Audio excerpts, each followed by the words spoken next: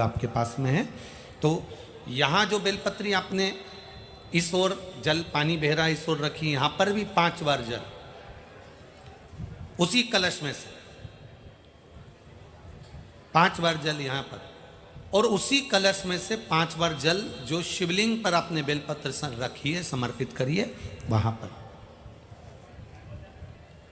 ऐसे 5 बार इधर और 5 बार शिवलिंग पर जल समर्पित कर कर अपने जो दुख हैं, अपनी जो तकलीफ है, अपना जो कष्ट है, बहुत तकलीफें जो हमें आ रही है, बहुत। एलईडी चालू करिए बाबू, एलईडी चालू करिए, एलईडियां चालू करिए। जो तकलीफें हमें आ रही हैं हम वो बाबा से कहकर, बाबा से प्रार्थना कहकर, अगर वो जल दोनों जगह पर एक शिवरात्रि को, 12 महीने शिवरात्रि आती है, किसी भी शिवरात्रि को हम जब जल समर्पित करें और बाबा से प्रार्थना करें तो ये निश्चित है एक शिवरात्रि पर करते हैं, अगली शिवरात्रि जब आती है तो बाबा आपके दुख को, आपके कष्ट को मिटा ही देता है, ये निश्चित है।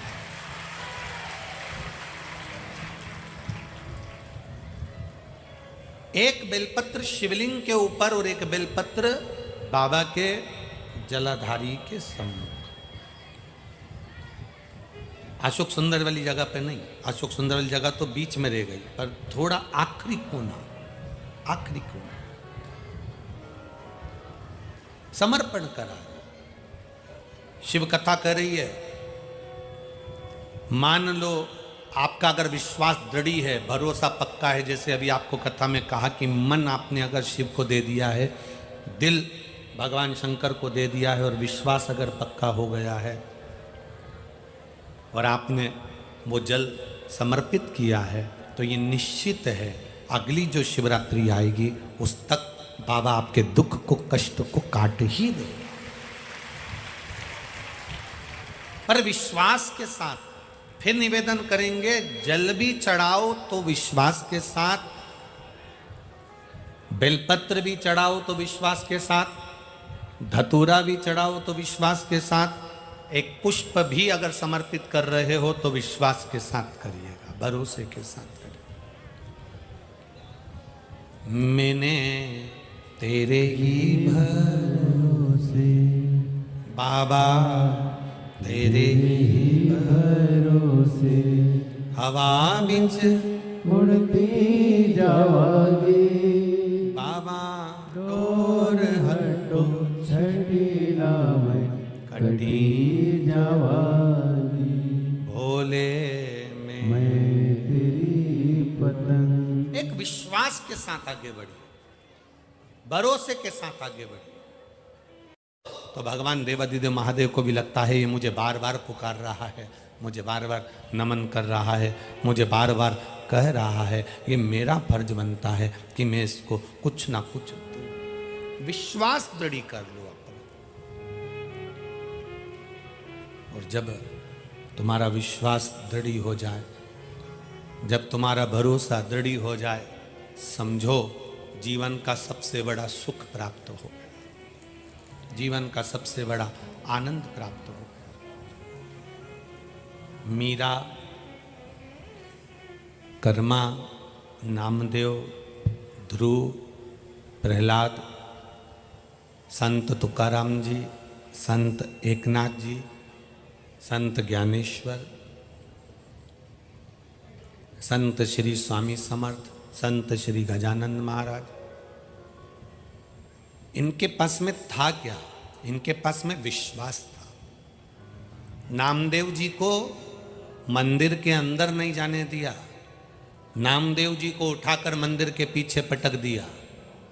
अब मंदिर के पीछे ना तो कोई मूर्ति थी, ना कोई भगवान था, ना कोई पूजन का स्थान था, पर नामदेव जी मंदिर के पीछे पड़े हैं।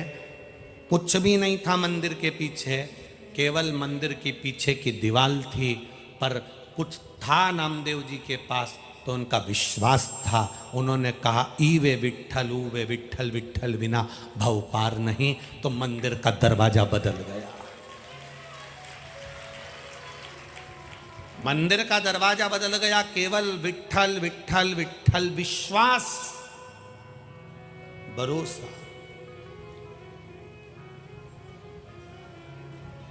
कौन कहता है भगवान आते नहीं, कोई द्रौपदी की तरह बुलाते नहीं। कौन कहता है भगवान खाते नहीं, कोई शबरी की तरह खिलाते नहीं। कौन कहता है भगवान सोते नहीं, माँ यशोदा के जैसे कोई लोरी सुनाते नहीं। कौन कहता है कि मेरा महादेव सुनता नहीं है।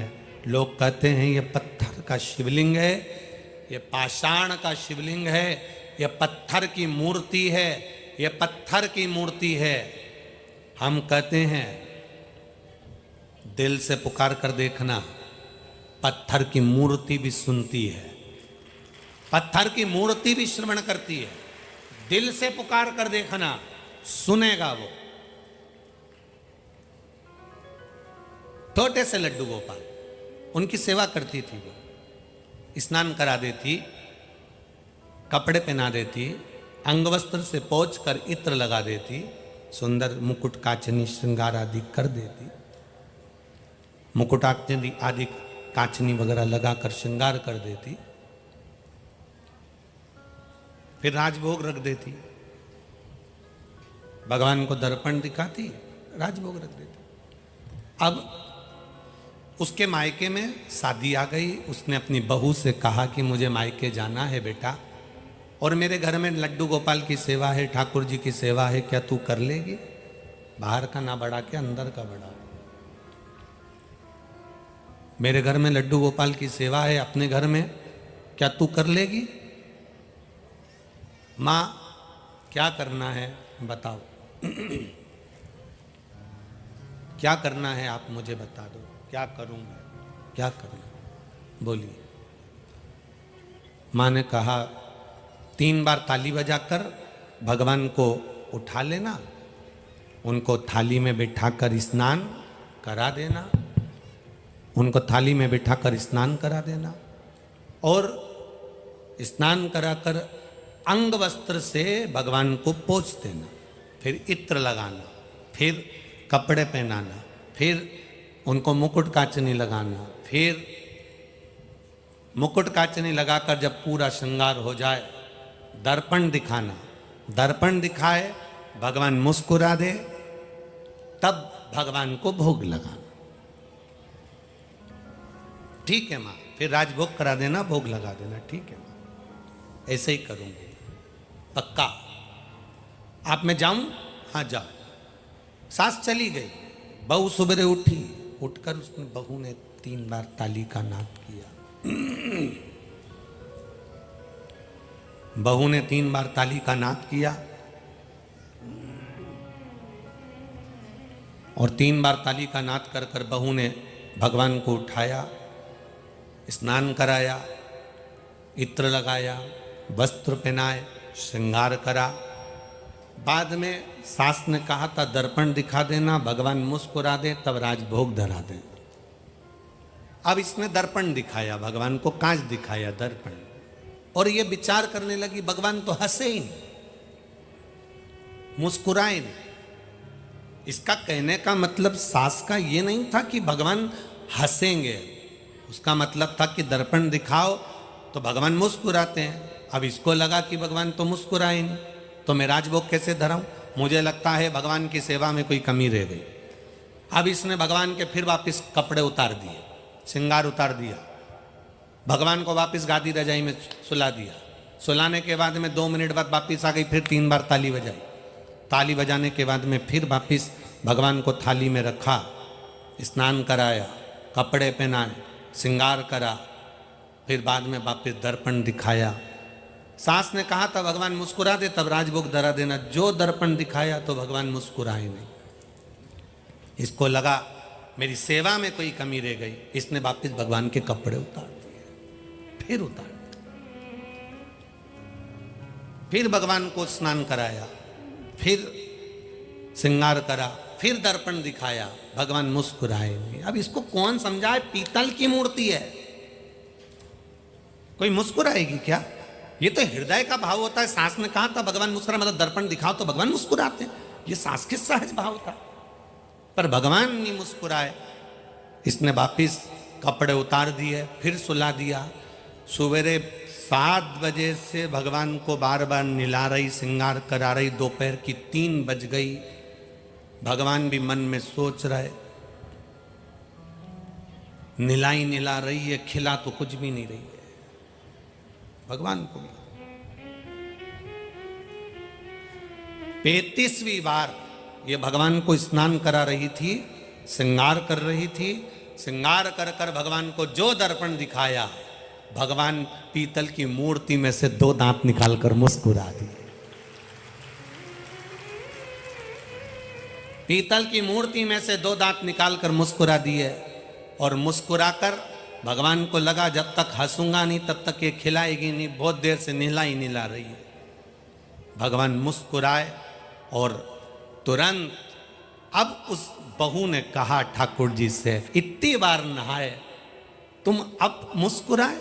भगवान के तेरे नहाने से अब डर लगने लगा, इसलिए अब कुछ खिला दे। भगवान ने भोजन किया।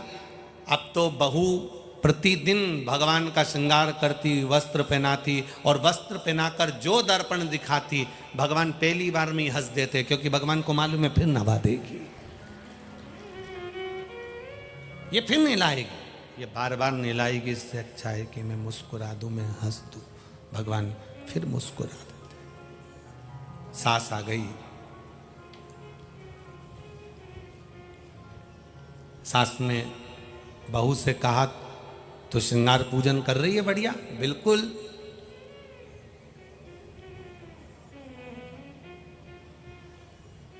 सास सच बोली कि मैं पूजन करने बैठूंगी, अब तो अपना काम कर। सास पूजन करने बैठी, भगवान को दर्पण दिखा रही थी। इतनी देर में बहू पहुंच गई।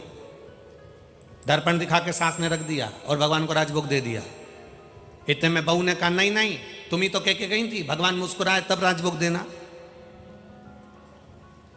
अभी तो हंस ही नहीं है। सास ने कहा, पगली, कोई पीतल की मूर्ति हंसती है क्या? बहू कहती, कैसे नहीं हंसती, तुम हटो। सास को हटा के जो बहू ने दर्पण दिखाया, भगवान फिर दांत निकालकर हंस दिए, फिर हंसे। अब भगवान जैसे ही मुस्कुराए, सास ने बहू को गले से लगाकर कहा, री बेटा, सेवा मैं भी करती हूं और सेवा तू भी करी, पर मेरा विश्वास आज भी ये पीतल की मूर्ति पीतल की ही रही, पर तेरा विश्वास इतना पक्का था कि पीतल की मूर्ति में भगवान है, तो वो प्रकट भी हो गए। आपका विश्वास क्या कहता है? आपका भरोसा क्या कहता है? आपकी दृढ़ता क्या कहती है? आपका विश्वास क्या कहता है? पत्थर की मूर्ति को पत्थर की ही मानोगे तो वो पत्थर की ही रहेगी। पत्थर की मूर्ति को भगवान मान लोगे तो वो भगवान ही रहेगा। आपका विश्वास जो कहेगा, पत्थर की मूर्ति में से वो प्रकट होगा। मानो तो मैं गंगा मां हूं, ना मानो तो बहता पानी। आपका विश्वास क्या कह रहा है? इतने लोग कथा में आए, एक एक व्यक्ति से कोई माइक लेकर पूछ ले कि तुम क्यों आई हो कथा में, लोग कह देंगे हमारा विश्वास है। हम जानते हैं, हम अगर कथा सुनने आए हैं, हम इतनी दूर चलकर उसके दरवाजे तक आए हैं, तो एक ना एक दिन वो भी हमारे दरवाजे तक जरूर आएगा। ये हमारा विश्वास है, ये हमारा भरोसा कर रहा है, ये हमारी दृढ़ता कर रही है, ये हमारा विश्वास कर रहा है।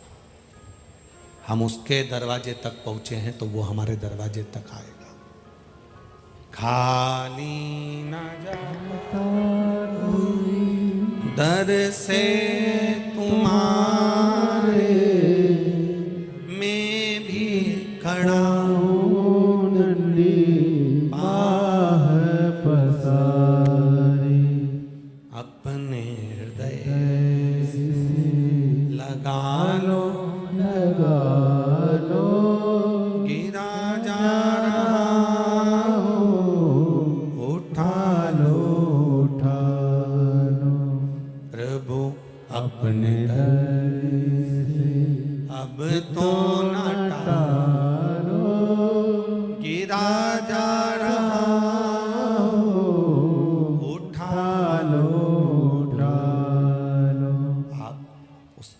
शरणागति विश्वास के साथ जब ग्रहण करें, आप उसकी शरणागति जब भरोसे के साथ ग्रहण करें, बढ़ाओ उसकी शरणागति आप विश्वास और भरोसे के साथ जब ग्रहण करें, तो आप ये मान कर करना कि हमारा शिव हमारे साथ है,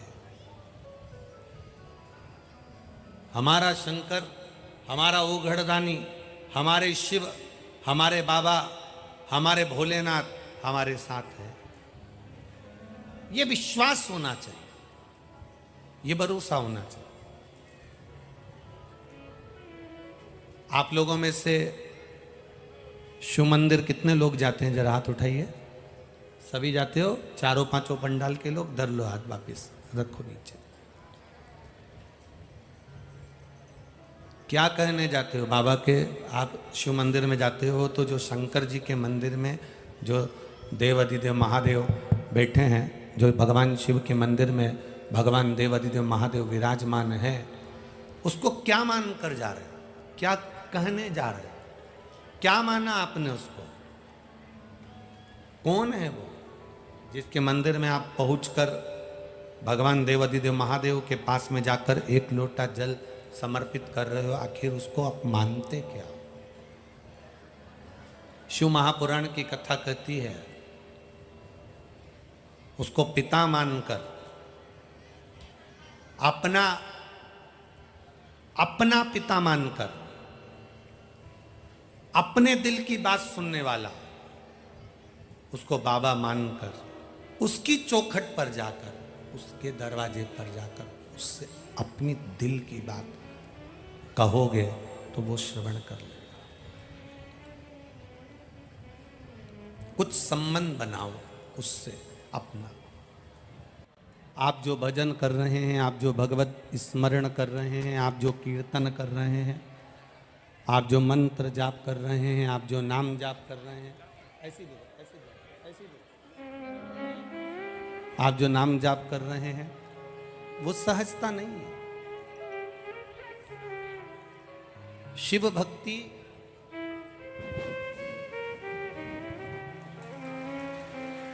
शिव स्मरण, शिव का किया गया कीर्तन खाली नहीं जाता।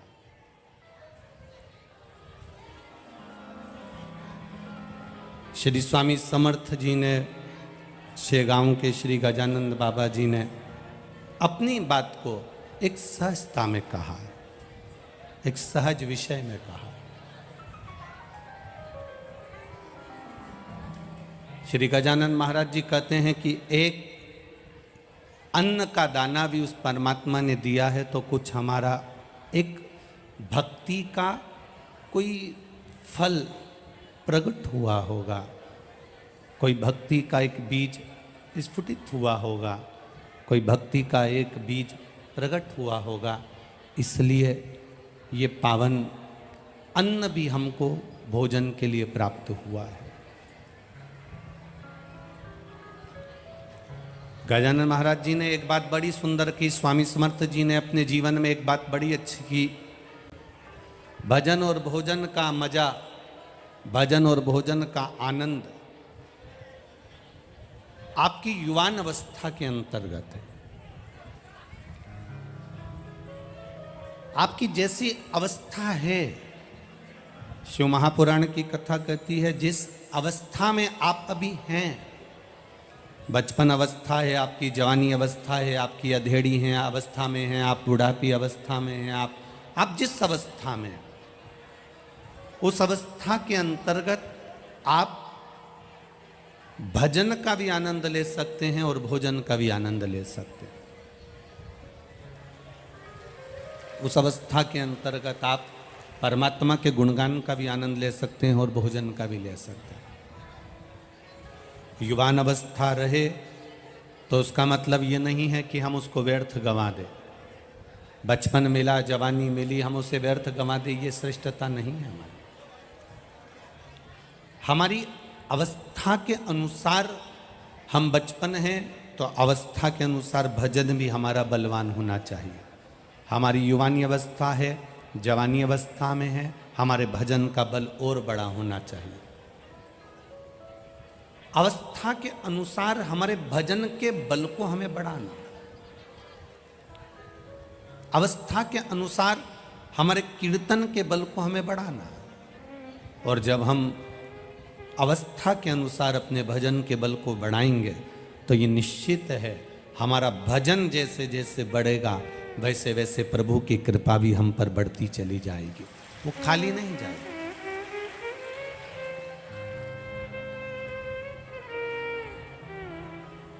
दो बातों को अपने जीवन में उतार के रखिएगा। शिव महापुराण की, ब्रह्मा जी ने जब भगवान विष्णु जी से कहा कि आपके पिता कौन है, आपके पिता हैं कौन, तब भगवान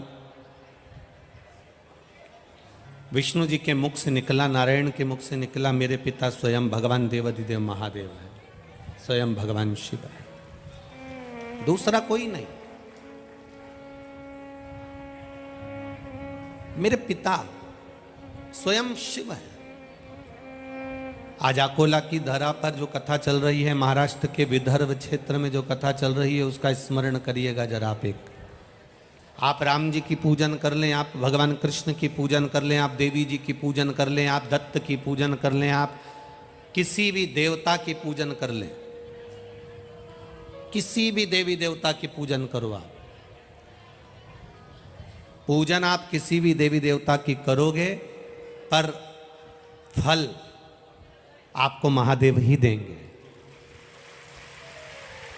आप आराधना किसी भी देवी देवता की कर लो, साहब मैं तो राम को मानती हूं, मैं शंकर जी को नहीं मानती, मैं कृष्ण को मानती हूं, मैं शिव जी को नहीं मानती, मैं देवी को मानती हूं, मैं शंकर को नहीं मानती, मैं दत्त को मानती हूं, मैं शिव को नहीं मानती। आप आराधना किसी की भी करो, आप पूजन किसी का भी करो, राम भी जपोगे, कृष्ण भी जपोगे, दत्त भी जपोगे, देवी की आराधना भी करोगे तो फल देने वाला केवल एक महादेव ही है। भजन किसी का भी कर लो, आराधना किसी की भी कर लो, पूजन किसी की भी कर लो, पर जब फल देने का समय आता है, जब उस पूजन का कुछ फल देने का समय आए, पूजन का, व्रत का, आराधना का, साधना का कोई पुण्य फल देने का जब समय आता है, उस समय पर भगवान देवाधिदेव महादेव जो मृत्यु लोक में रहते हैं, भगवान शंकर जो भूमि पर रहते हैं, पृथ्वी पर रहते हैं, उनसे पूछा जाता है, महादेव से पूछा जाता है, इसने राम जी की आराधना करी है, इसने कृष्ण जी की आराधना करी है, इसने देवी जी की आराधना करी है, इसने दत्त की आराधना करी है, इसने भगवान गणेश की आराधना करी है। माता पृथ्वी पर रहने वाले देवाधिदेव महादेव से पूछा जाता है कि इसको, इस फल को देना आपका काम है, इसको फल दें कि नहीं दें। जैसे और सरल भाषा में समझो, कोई इचल करेंजी का लड़का वाला, आकोला की लड़की वाले, जरा समझ लेना हो अच्छे से। इचल करेंजी का लड़का वाला या अमरावती का लड़का वाला और लड़की वाले आकोला के। अब अमरावती का लड़का वाला आकोला की लड़की को देखने कब आएगा, आकोला की लड़की को पसंद करने के लिए कब आएगा, जब वो सब आकोला वालों से जो उसके परिचित होंगे, रिश्तेदार होंगे, नातेदार होंगे, कुटुंब वाले होंगे, उसके अपने होंगे, पहले उन्हें फ़ोन लगाएगा, पूछेगा क्यों साहब वो भेरूलाल जी की छोरी कैसी है, क्यों साहब वो राम किशन की लड़की कैसी है, क्यों साहब वो नाथराम जी की मुलगी कैसी है, तो पूछा जाएगा कि हम वहाँ आ रहे हैं, आकोला में हम पहुँच रहे हैं, उनकी लड़की को देखने के लिए आ रहे हैं, पहले सब दूर से मालूम करा जाएगा, हाँ साहब लड़की अच्छी है, संबंध कर लो। जैसे आपने लड़की के आसपास के लोगों से पूछा कि लड़की कैसी है, लड़की वालों ने लड़के वालों के यहाँ पूछा कि साहब अमरावती में वो व्यक्ति के यहाँ लड़का है और वो कैसा है, उनसे पूछा। उसी तरह 33 कोटि देवी देवता का तुम व्रत कर लो, नवरात्रे का व्रत करो, अष्टमी का व्रत करो, सप्तमी का व्रत करो, छठ का व्रत करो, तीज का व्रत करो, चतुर्थी का व्रत करो, पंचमी का व्रत करो, सोमवार, मंगलवार, बुधवार, गुरुवार, शुक्रवार, शनिवार, तुम किसी भी देवी देवता का व्रत कर लो, पर जब फल देने का समय आता है तब महादेव से पूछा जाता है साहब देना है कि नहीं देना। तब पूछा जाता है कि हमें यहाँ फल देना चाहिए कि नहीं देना चाहिए। हम यहाँ फल दे दें, हम यहाँ पर फल प्रदान कर दें, तब महादेव भगवान एक रिजल्ट तैयार कर कर भेजते हैं। तब महादेव कह देते हैं कि आप करो, भजन किसी का भी करिए, नाम जाप किसी का भी करिए, स्मरण किसी का भी करिए, पर फल देने की सामर्थ्यता शिव के पास है, वो दे दे।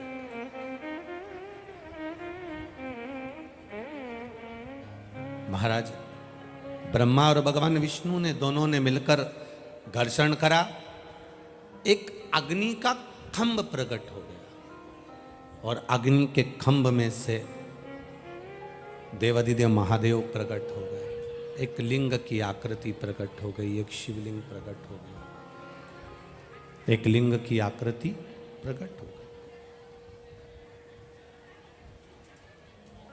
दुनिया का कोई व्यक्ति तुमसे कह दे कि सबसे पहले शंकर जी के शिवलिंग का दर्शन मैंने करा है, या शंकर जी के शिवलिंग का स्पर्श मैंने करा है, या शंकर भगवान के शिवलिंग का पूजन मैंने करा है, पर शिव महापुराण की कथा विद्येश्वर संहिता कहती है, शिव महापुराण का सुंदर आनंदमय कथा रसतत्व कहता है कि सबसे पहले भूमंडल पर, पृथ्वी पर कोई देवता की मूर्ति नहीं थी। इस पृथ्वी पर कौन देवता कैसा है उसको कोई जानता नहीं था। सतयुग के भी पहले, ना जाने कितने सतयुग निकल गए, उसके पहले ना जाने कितने त्रेता, कितने द्वापर, कितने कलयुग पहले निकल चुके हैं। ना जाने कितने सतयुग के पहले भी अगर कोई देवता की मूर्ति नहीं थी, केवल ब्रह्मा और भगवान विष्णु ने जो घर्षण कर कर एक शिवलिंग की स्थापना करी थी, बस वही शिवलिंग इस मृत्युलोक पर था। भूमंडल पर और कोई दूसरा नहीं था, केवल शिवलिंग, केवल शिव।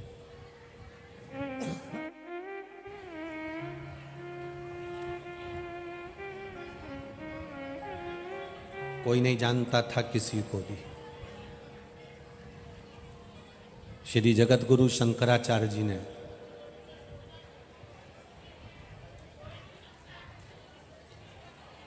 पूरे पृथ्वी पर, पूरे ब्रह्मांड पर परम पूज्य गुरुदेव जगत गुरु शंकराचार्य जी ने भगवान शंकर की आराधना का एक सूत्र निर्मित कर दिया।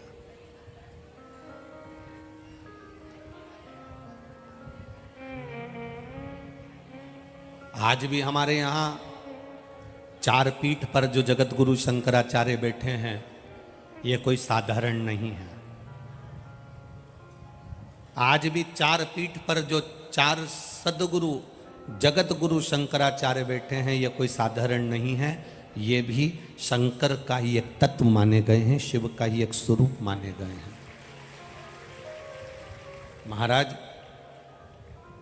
जगत गुरु शंकराचार्य जी ने इस भूमंडल पर शंकर भगवान के शिवलिंग का पूजन का एक प्रमाण निश्चित किया कि शिव पूजन करना कैसे है, शंकर की आराधना कैसे करना है, शिव स्मरण कैसे करना है, शिव पूजन कैसे करना है, शंकर भगवान का गुणगान कैसे करना है, शंकर भगवान का मंत्र जाप कैसे करना है, शंकर भगवान की आराधना कैसे करना है, शिवलिंग की पूजन कैसे करना है। धीरे धीरे जगत गुरु शंकराचार्य जी जब समाधि लीन हो जाते हैं और फिर धीरे धीरे कलिकाल जब बढ़ता चले जाता है, तो लोग आडंबरों में पढ़ना प्रारंभ कर दिए। जगत गुरु शंकराचार्य जी के जाने के बाद में लोग आडंबरों में पढ़ने लगे हैं। यहां पर विद्या हो रही है, वहां चले जाओ, ये आडंबर में लोग पढ़ने लगे। जगत गुरु शंकराचार्य जी ने शिव तत्व का पूजन दर्शाया।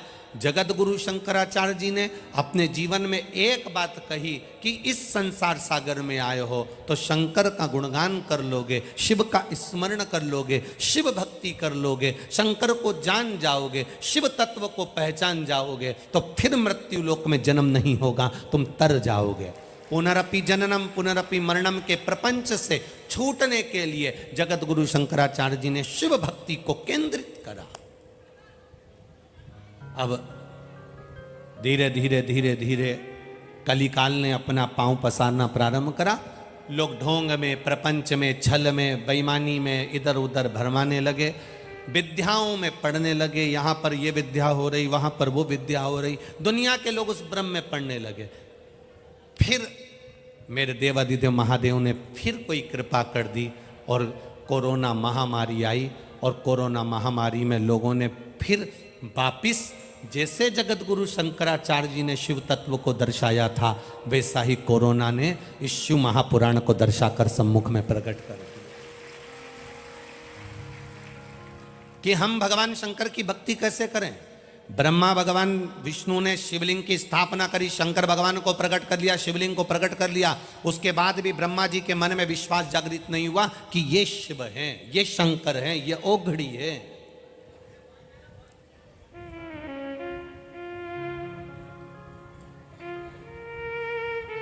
कठिन है किसी के दिल में प्रवेश करना और किसी के घर में प्रवेश करना, बहुत कठिन है। दुनिया का सबसे कठिन काम है किसी के दिल में प्रवेश करना और किसी के घर में प्रवेश करना। उससे भी ज्यादा कठिन काम है किसी के हृदय में विश्वास को प्रकट करना, भरोसा प्रकट करना, दृढ़ता प्रकट करना। सब कुछ मिल सकता है संसार सागर में, दुनिया की कोई ऐसी वस्तु नहीं जो आप प्राप्त नहीं कर सकते। अपनी मेहनत के बल पर आप दुनिया का सारा राजसी ठाट प्राप्त कर सकते हो, दुनिया के बल पर आप सारा सुख प्राप्त कर सकते हो, दुनिया के बल पर आप सारा वैभव प्राप्त कर सकते हो। पर दुनिया के सारे सुख को आप प्राप्त कर सकते हो, वैभव को आप प्राप्त कर सकते हो, पर विश्वास आपके दिल में जागेगा कब? जब आप उसके प्रति श्रद्धा उत्पन्न करेंगे, आप उसके प्रति विश्वास उत्पन्न करेंगे, दृढ़ता उत्पन्न करेंगे।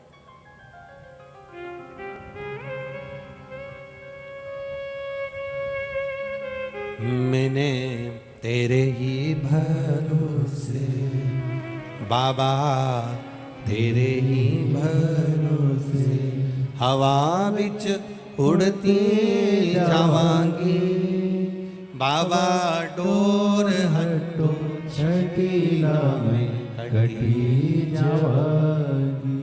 भोले मैं तेरी पतंग शंभू, मैं तेरी पतंग। भगवान की भक्ति करने वाला और राष्ट्र की सेवा करने वाला, सैनिक और भक्त,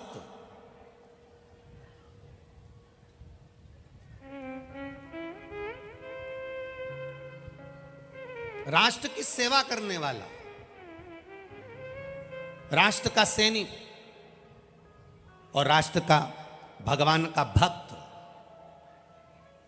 ये दोनों कभी अपना वेतन नहीं देखते। राष्ट्र का सैनिक अपना वेतन नहीं देखता क्योंकि उसको राष्ट्र की रक्षा करना है, और एक भक्त भगवान के चरणों का दास, सेवा करने वाला, ये नहीं देखता कि लोग मुझ पर हंसेंगे कि क्या कहेंगे। वो तो अपनी सेवा में लगा रहता है, वो अपने भजन में लगा रहता है, उसे कोई मतलब नहीं, उसे कोई चिंता नहीं, उसे कोई टेंशन नहीं। जो कथा को श्रवण करने वाले होते हैं, भगवान के मंदिर में जाने वाले होते हैं, भगवत भजन करने वाले होते हैं, भगवत कीर्तन करने वाले होते हैं, मंत्र जाप करने वाले होते हैं, मंत्र स्मरण करने वाले होते हैं, नाम जाप करने वाले होते हैं, भगवत कीर्तन में डूबने वाले होते हैं, वो उन्हें कोई मतलब नहीं कहाँ बैठ रहे हैं, कहाँ उठ रहे हैं, कौन कथा करवा रहा है, कौन नहीं करवा रहा है, उसे किसी से मतलब नहीं। उसको तो केवल मतलब होता है शिव महापुराण से। हमें तो कथा सुनना है, कौन ने कराई, कौन नहीं करा रहा है, कौन क्या बोल रहा है, कौन क्या कर रहा है, उससे कोई मतलब नहीं होता। शंकर का जो भगत होता है, शंकर भगवान पे एक लोटा जल चढ़ाने वाला होता है, शंकर भगवान के मंदिर जाने वाला होता है, शंकर भगवान का गुणगान करने वाला होता है, श्री शिवाय नमस्तुभ्यम बोलने वाला होता है, पंचाक्षर मंत्र नमः शिवाय बोलने वाला होता है, षडाक्षर मंत्र ओम नमः शिवाय बोलने वाला होता है। जो शंकर की शरणागति ग्रहण करने वाला होता है, वो शंकर के मंदिर में झाड़ू भी लगा रहा है, दुनिया उस पर हंस भी रही है तो उसको कोई टेंशन नहीं होता। मंदिर में पोछा लगा रहा है, दुनिया हंस भी रही है, उसे कोई मतलब नहीं होता। क्यों? क्योंकि उसको मालूम है ये जो आज हंसते हैं, किसी के ऊपर जो आज हंसते हैं, वो एक दिन आश्चर्य भी करते हैं, क्या भगवान ने इसको इतना दे दिया होगा, क्या भगवान ने इतनी कृपा कर दी होगी, क्या भगवान ने इतनी करुणा कर दी होगी। हंसेंगे दुनिया। आग लगे बस्ती में, अपन रहो मस्ती में। दुनिया हंसेगी, अपशब्द कहेगी, ताना देगी, आड़ा टेढ़ा बोलेगी, कहेंगे लोग।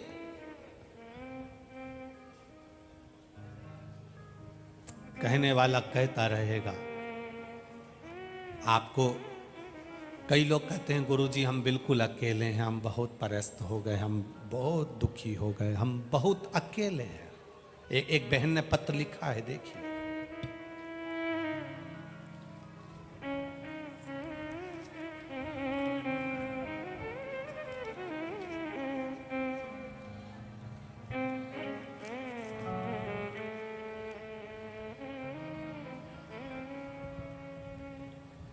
कल्पना नीलेश टेम्बे, मेरा मोबाइल नंबर ये है, मैं आकोला की रहने वाली हूँ, कहीं बैठी हो तो हाथ हिलाइएगा।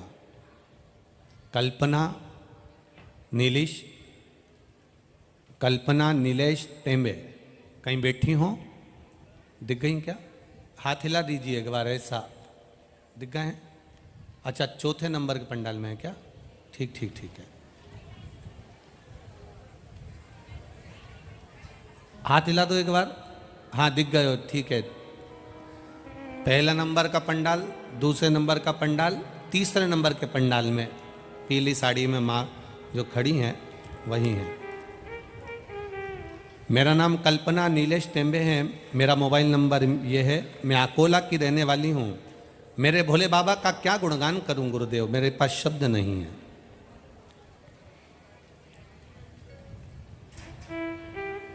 हमारे घर में दुकान है, 2 बेटियां हैं मेरी गुरुदेव, बेटा नहीं था। लोग शब्दों पर शब्द कहते थे, कौन खाएगा, आड़ा टेढ़ा कहते थे, बेटियों को देखकर भी अपशब्द कहा करते थे गुरुदेव। 13 साल हो गए थे बेटियों को जन्म लिए, पर कोई पुत्र नहीं था। लोगों के शब्द सुनती थी, कहने वाला कहता ही रहता था महाराज कि बेटा नहीं होगा। संतान के लिए डॉक्टर ने भी मना कर दिया था, पर बाबा की कृपा किसे कहते हैं, पशुपति नाथ का व्रत, 1 लोटा जल और सफ़ेद आंकड़े की जड़ का प्रयोग 13 साल के बाद बाबा ने मुझे बेटे को दिया है। मैं बाबा को दंडवत प्रणाम करने आऊँ। शिव तत्व है। बच्चे को लाए हो माँ, लाए हो तो ऊंचा करो थोड़ा सा हाथ से, हाँ थोड़ा सा ऊंचा कर दो, हाँ ठीक है। हर हर महादेव। शिव तत्व को जानना। एक पत्र और है बड़ा सुंदर, देखिए।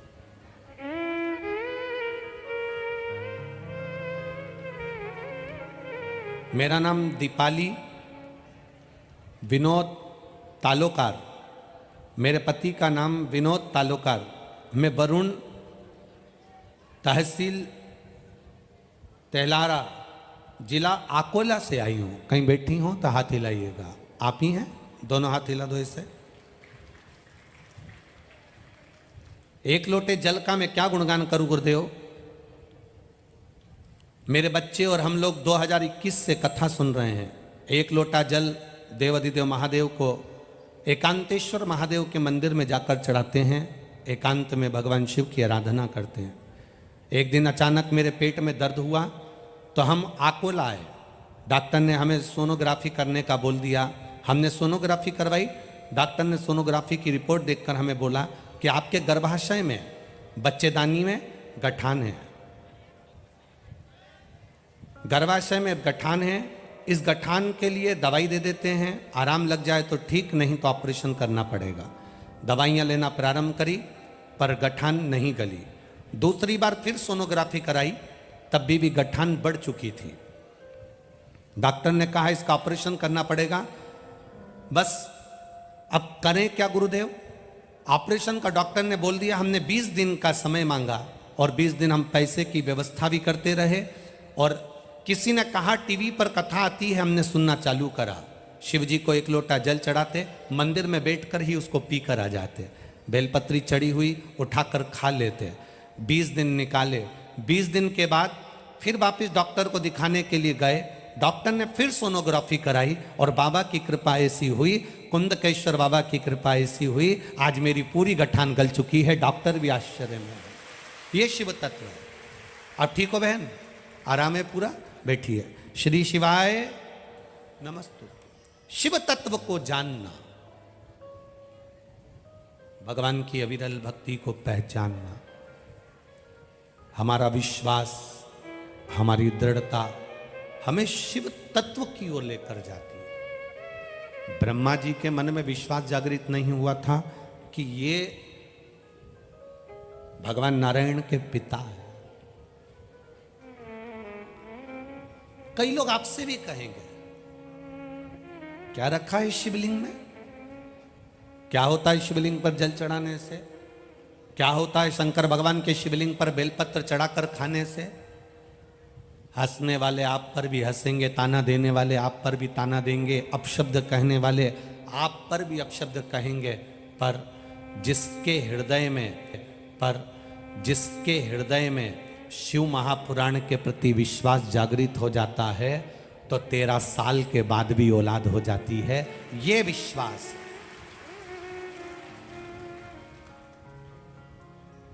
जब भरोसा बढ़े, दृढ़ता बढ़े, तब परमात्मा स्वयं प्रकट होता।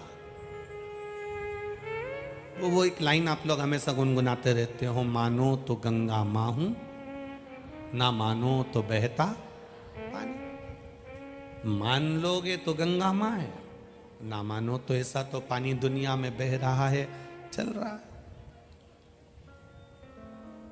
शिव महापुराण को केवल एक पोथी जिसने माना वो पोथी तक ही रह गया। शिव महापुराण को एक किताब जिसने माना वो किताब तक रह गया। पुराण को केवल पुराण माना वो पुराण तक रह गया। पर शिव महापुराण को जिसने शिव मान लिया वो शिव तक पहुंच गया। ये निश्चितता है।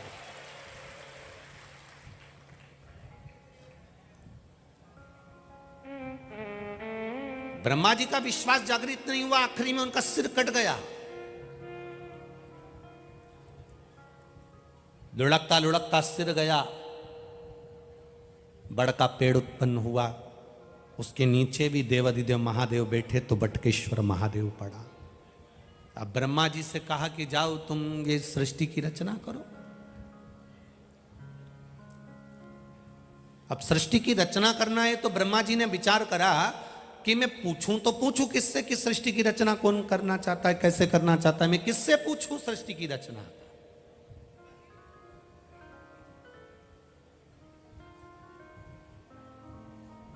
भगवान विष्णु से कहा ब्रह्मा जी ने सृष्टि की रचना करना है, आप बताओ रचना कैसे करना है। भगवान विष्णु जी ने कहा, नारायण बोले कि शंकर भगवान बताएंगे कि सृष्टि की रचना कैसे करना है, क्योंकि मैं बैकुंठ में रहता हूं, तुम ब्रह्मलोक में रहते हो। पृथ्वी पर कैसे मनुष्य चाहिए, पृथ्वी पर कैसा व्यक्ति चाहिए, पृथ्वी पर कैसा होना चाहिए, ये तो शिव जी ही बता सकते हैं, कोई दूसरा बता ही नहीं सकता। आप महादेव से पूछो। महादेव से ब्रह्मा जी ने पूछा कि सृष्टि की रचना करना है। महादेव ने कह दिया सृष्टि की रचना करना है, आधे पुरुष बना दो, आधे स्त्री बना दो।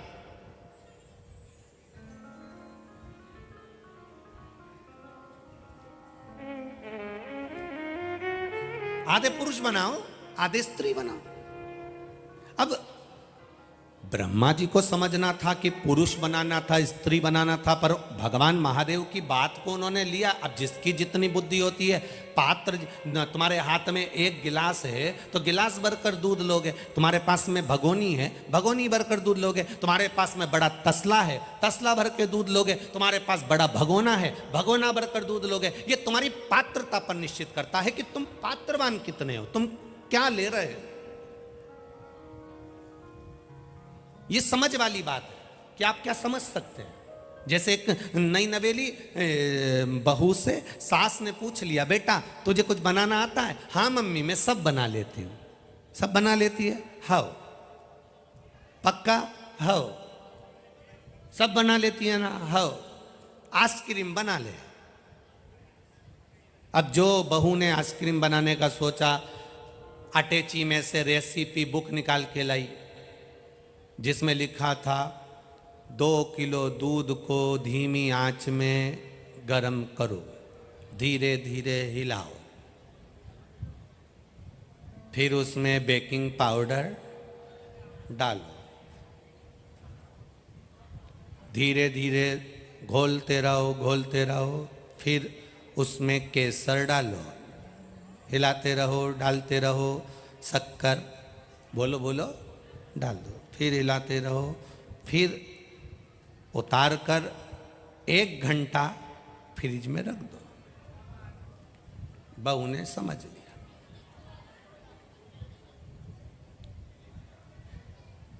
चार घंटे के बाद सास फ्रिज खोली पानी पीने के लिए और सास ने आवाज लगाई बहू को, बेटा ए बेटा इधर आ।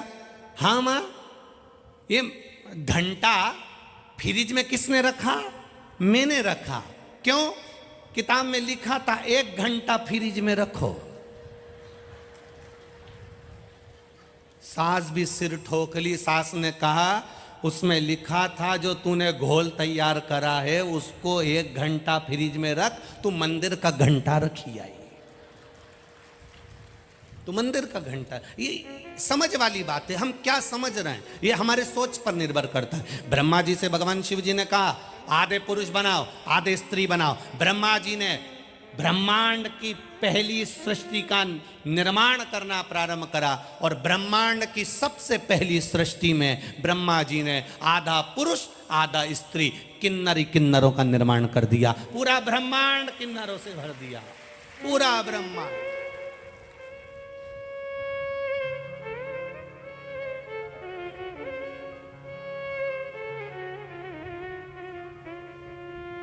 अपन सबको इन किन्नरों को धन्यवाद देना चाहिए, इनकी भूमि पर अपन रह रहा है।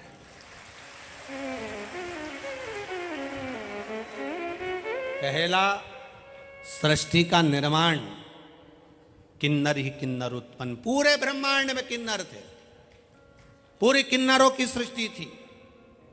जब किन्नरों की सृष्टि का निर्माण हो गया, भगवान विष्णु और भगवान शिव महादेव दोनों आराम से भ्रमण करते करते मृत्यु लोक में आ गए। और मृत्यु लोक में आकर जो देखा तो नारायण तो ठहाका लगाकर हंस दिए, भगवान विष्णु को हंसी आ गई। हमारा शिव महापुराण की कथा कहती है कभी बहुत मोटा व्यक्ति है उसको देखकर भी नहीं हंसना, कोई बहुत दुर्बल व्यक्ति है उसको देखकर भी नहीं हंसना। शिव महापुराण की कथा कहती है कोई रोगीला व्यक्ति है उसको देखकर भी नहीं हंसना, कोई बहुत विकलांग है उसको देखकर भी नहीं हंसना, कोई अपनी वाणी से बीन है उसको देखकर भी नहीं हंसना, और कभी मार्ग में किन्नर भी नजर आ जाएं तो उनको देखकर नहीं हंसना। ये शिव महापुराण की कथा कहती है,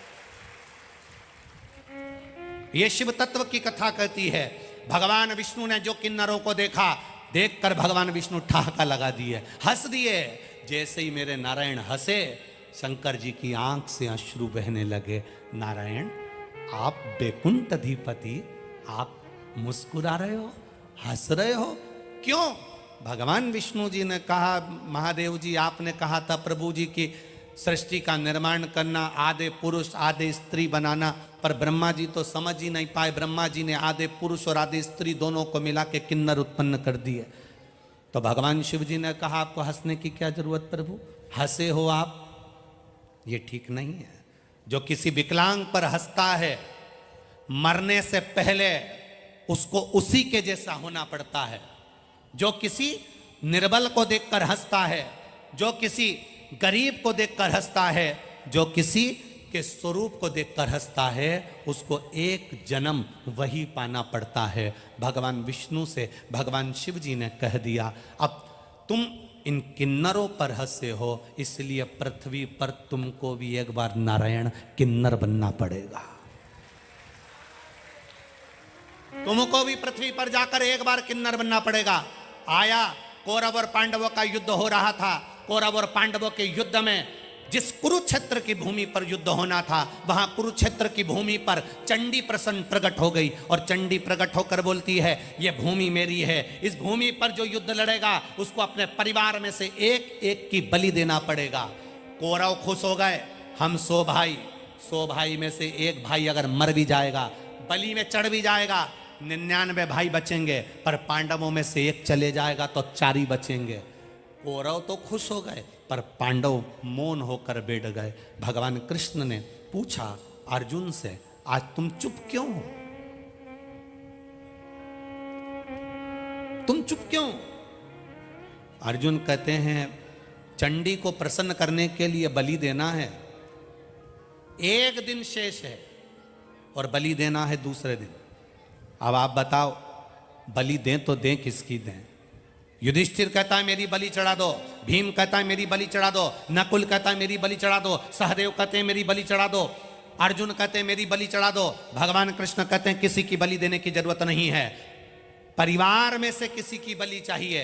एक काम याद करो अर्जुन, द्रौपदी तुम्हारे कक्ष में थी।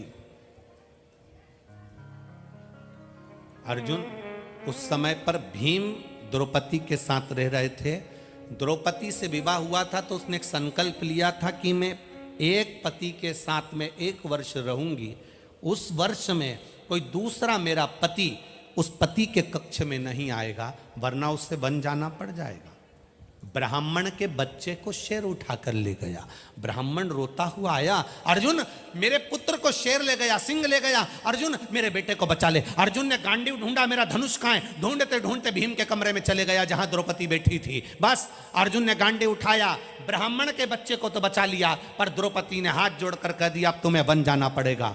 और जो द्रौपदी वन को भेज देती है अर्जुन को, अर्जुन जाते जाते नागों की कन्या उलूपी के साथ में विवाह कर लेते हैं। उनसे एक बेटा जन्म ले लेता है जिसका नाम आरावन होता है। उस बेटे ने जन्म ले लिया। भगवान कहते हैं अर्जुन, तुम्हारा पुत्र उस वन में है, उसको लेकर आओ, बलि उसकी चढ़ाएंगे। जाओ उसको लेकर आओ। अर्जुन गए, आरावन को लेकर आते हैं। उलूपी ने पूछा क्यों लेकर जा रहे हो? युद्ध के मैदान में युद्ध हो रहा है कौरव और पांडवों का, इसलिए बेटे की जरूरत है तो बेटे को लेकर जा रहा हूं। आरावन पूछ रहा है पिताजी मेरे लिए तुम जो बोलोगे मैं वो करूंगा। बहुत वीर था आरावन। आरावन ने कहा एक एक को पटक पटक कर मारूंगा, एक एक का शीश काट दूंगा, मैं कौरवों को छोड़ूंगा नहीं पिताजी। बस आप चिंता मत करो, आप बैठना, ये आरावन सबको मार गिराएगा। अर्जुन लेकर जब आरावन को आए, भगवान कृष्ण ने कह दिया आरावन हमें तुमसे युद्ध नहीं लड़वाना है, हमें तो तुम्हारी बलि चढ़ाना है।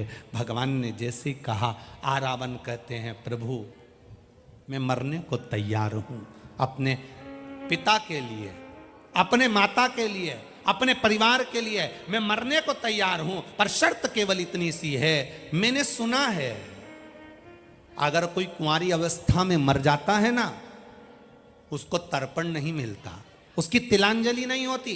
कोई कुंवारी अवस्था में मर जाता है तो उसका पिंडदान नहीं होता। कोई कुंवारी अवस्था में मर जाता है तो गया का श्राद्ध नहीं होता। कोई कुंवारी अवस्था में मर जाता है तो ब्रह्म कपाली नहीं होती। कोई कुंवारी अवस्था में मर जाता है तो ब्राह्मण को कितना भी भोजन करा लो उसको भोजन प्राप्त नहीं होता। कोई कुंवारी अवस्था में मर जाता है, उसको कितनी भी तिलांजलि कर दो, कितना भी जल दे दो, उसको जल नहीं मिलता। कोई कुंवारी अवस्था में मर गया उसकी गति नहीं होती, ना वो बैकुंठ जाता है ना वो नरक जाता है, अधोगति में पड़ा रहता है, उसकी मुक्ति नहीं होती।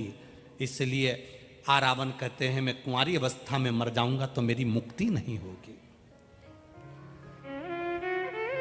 उमा खंड में लिखा है वेद व्यास जी ने, केवल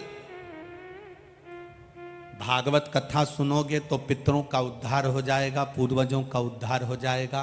सारी पुराणे सुनोगे सबका उद्धार हो जाएगा। केवल वेद व्यास जी लिखते हैं शिव महापुराण एक अकेली ऐसी है जो सुनता है, सुनकर जिस रास्ते से निकल कर जाता है, सुनने वाले का मुख अगर कोई देख लेता है और जिसके गर्भ में भी बच्चा मर गया हो या उसके परिवार में कोई कुंवारा चले गया हो, कथा सुनने वाले के मुख का मात्र दर्शन कर ले तो वो मुक्त पा जाता है, मोक्ष हो जाता है। आप में से ना जाने कितनी माताएं ऐसी बैठी हैं जिनके गर्भ में 2 महीना 4 महीना 6 महीना का बच्चा चले जाता है। आप में से कई माताएं, आपके मायके में भी कोई ना कोई ऐसा होगा जिसके गर्भ में बच्चा था, 2-3 महीने का चले गया, 4 महीने का चले गया, 6 महीने का चले गया। आप में से कुछ ऐसे बैठे होंगे जिनके घर में कोई ना कोई कुंवारा चले गया, कोई का एक्सीडेंट हो गया, कोई पानी में डूब गया, कोई अधोगति में मर गया, कोई बीमारी में मर गया, जन्म लेने के बाद 5 साल 4 साल 6 साल 8 साल 20 साल 21 साल कुंवारी अवस्था में मर गया। आपके मोहल्ले में, आपकी कॉलोनी में, आपके गाँव में, खेड़े में, नगर में भी कोई ना कोई ऐसा होगा जो कुंवारी अवस्था में चले गया होगा। उस गांव का व्यक्ति अगर शिव महापुराण की कथा सुनने के बाद अपने गांव में जाता है, उसके शरीर की जो हवा चलकर निकलती है, उसके शरीर से जो हवा टच होकर जाती है, उस गांव के कुंवारी अवस्था में मरे हुए को भी मुक्ति प्रदान कर देती है। ये वो शिव महापुराण की कथा। आरावन कह रहे हैं अगर मैं कुंवारा मर गया तो मेरी गति नहीं होगी, अगर मैं कुंवारा मर गया तो मेरा मोक्ष नहीं होगा, मेरी शादी कर दो और कल मेरी बलि चढ़ा दो। अब भगवान कृष्ण ने अर्जुन से कहा कोई लड़की ढूंढो, रावण से शादी करना है, आज की रात है केवल, कल बलि चढ़ना है, कुछ भी करो लड़की ढूंढो। पांडवों ने पूरा दम लगा दिया पर कोई लड़की नहीं मिली। कौन पिता होगा जो एक रात्रि के लिए अपनी बेटी को ब्याहेगा और मालूम है कि कल ये बेटी विधवा हो जाएगी, बेधव्य हो जाएगी। कौन पिता अपनी बेटी को ब्याहेगा? कोई पिता अपनी बेटी को देने को तैयार नहीं था। समय बीतता गया, मध्यरात्रि आती गई। जैसे ही मध्यरात्रि आई भगवान कृष्ण को लगा अब लड़की नहीं मिल रही, करूं क्या?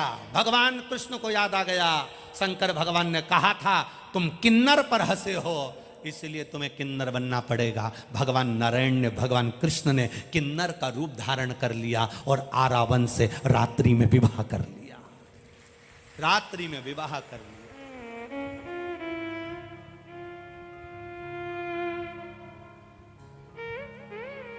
कई लोग पूछते हैं गुरुजी ये किन्नर गले में मंगलसूत्र पहनते हैं, मांग में सिंदूर भरते हैं, हाथ में चूड़ा पहनते हैं, पांव पैजनियां पहनते हैं, कमर करधनियां पहनते हैं, मुख पर लाली, नैनों में सुरमा, बालों में गजरा होता है, क्या ये किन्नर का भी विवाह होता है? शिव महापुराण की कथा कहती है संसार में मृत्यु लोक में जो किन्नर होते हैं इनका भी विवाह मध्य रात्रि में आरावन के साथ ही होता है।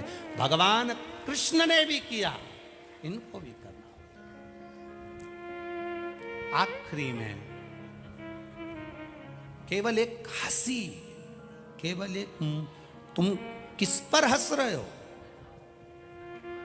तुम किस पर उंगली उठा रहे हो? शिव महापुराण की कथा कहती है एक उंगली जब हम किसी पर उठाते हैं तो ये 3 उंगली हमारी ओर जाती है, उसमें एक अवगुण है तो हम में 3 अवगुण भरे हुए हैं, उसमें एक गलती है तो हम में 3 गलतियां हैं। ये 3 उंगलियां हमारी ओर दिखाती है कि अपने आप को हमें सुधारना है। अंधे को देखकर कभी अंधा नहीं कहना। श्री स्वामी समर्थ जी एक बार सूरदास जी से मिले थे। श्री स्वामी समर्थ जी एक बार सूरदास जी से मिले। सूरदास जी के नेत्र नहीं थे। श्री स्वामी समर्थ जी ने जाकर सूरदास जी को देखा। सूरदास जी को देखते से स्वामी समर्थ जी ने कहा आपके नेत्र नहीं हैं। सूरदास जी ने कहा आप कौन? स्वामी समर्थ जी कहते हैं मैं स्वामी समर्थ। सूरदास जी कहते हैं मैंने सुना है कि आपके दरवाजे पर कोई आता है तो खाली नहीं जाता स्वामी समर्थ। जो सूरदास भगवान कृष्ण की लीला का गुणगान करते हैं, जो सूरदास भगवान कृष्ण के गुणगान में लगे रहते हैं। वो सूरदास जी कर रहे हैं स्वामी समर्थ से, मैंने सुना है आपके दरवाजे पर कोई आता है तो खाली नहीं जाता, खाली कुएं को केवल आप एक बूंद पानी डालकर भर देते हो। कोई गोदी खाली आए तो उस बांझन की गोदी में लाल दे देते हो। दुखी आया उसको आप सुखी कर देते हो स्वामी समर्थ। क्या मैं सूरदास, मेरी भी अभिलाषा पूरी होगी? स्वामी समर्थ मुस्कुराए, हंसे और मुस्कुराकर स्वामी समर्थ जी ने कहा, सूरदास तुम्हारे मन में सोच लो तुम्हें क्या चाहिए। सूरदास जी कहते हैं, बस आपके दरवाजे पर आया हूं तो सोच लिया।